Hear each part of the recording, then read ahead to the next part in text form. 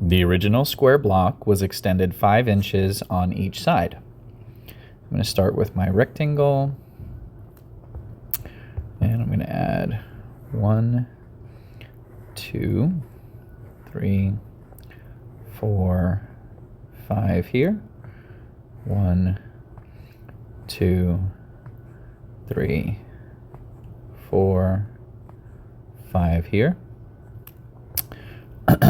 So this is going to break it into a couple of pieces. First, I'm going to have my x squared here. So this region right here is an x by x.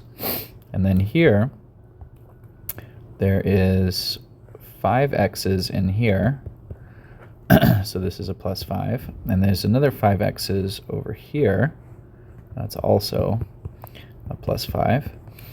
And then there's 25, because that's a 5 by 5 in here. So if I count all of this up, I'm going to have x squared plus a total of 10 x's plus 25 in here. And I can also represent this as x plus 5 times x plus 5.